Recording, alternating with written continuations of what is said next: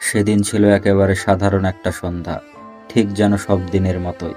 রাস্তার লাইটগুলো জ্বলছিল, আকাশে কিছু মেঘ জমছিল, আর আমি দাঁড়িয়েছিলাম ঠিক সেই জায়গায় যেখানে তোকে প্রথম ভালোবাসি বলেছিলাম।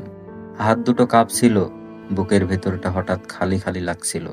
তুই এলি হাসতে হাসতে, কিন্তু আমি বুঝতে পারিনি এই হাসিটা হবে আমাদের শেষ দেখার হাসি। তুই দাঁড়িয়ে কিছুক্ষণ চুপচাপ থাকলি, তারপর আস্তে করে বললি, আর দেখা হবে না, ভালো থাকিস। আমি কিছুই বলতে পারলাম না, চোখে পানি, গলা আটকে গেল।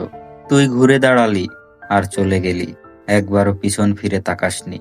তোর চলে যাওয়ার শব্দটা এখনো কানে বাজে, পায়ের চাপা আওয়াজ, হাওয়ায় ওড়ানো ওড়নার হালকা শব্দ, সবকিছু এখনো কেমন একটা ব্যথার সুর হয়ে বাজে আমার ভেতর।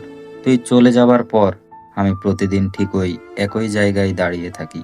সন্ধ্যা নামলে বাতি জ্বলে, আমি চোখ মেলে খুঁজি, হয়তো তুই আসবি, হয়তো বলবি ভুল হয়েছিল, কিন্তু তুই আর আসিস না। আমার প্রশ্নগুলো আজও এই বাতিগুলোর নিচে ঝুলে থাকে। কত না বলা কথা, কষ্টগুলো তোর মতোই নীরব। এখনো রাস্তায় মানুষ চলে, হাসে, গল্প করে, কিন্তু কেউ আর আমার নাম ধরে ডাকে না। কেউ আর বলে না, তুই ভালো আছিস তো? তুই জানিস, তুই চলে যাওয়ার পর থেকে আমি রাতে ঘুমাতে পারি না। বালিশে মুখ গুজে চিৎকার করি, কিন্তু কেউ শোনে না।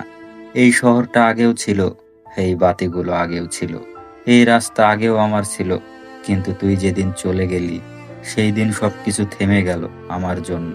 একটা মানুষ ছেড়ে গেলে সে শুধু চলে যায় না, সে নিয়ে যায় হাজারটা স্মৃতি, হাজারটা মুহূর্ত, আর রেখে যায় এক বুক শূন্যতা।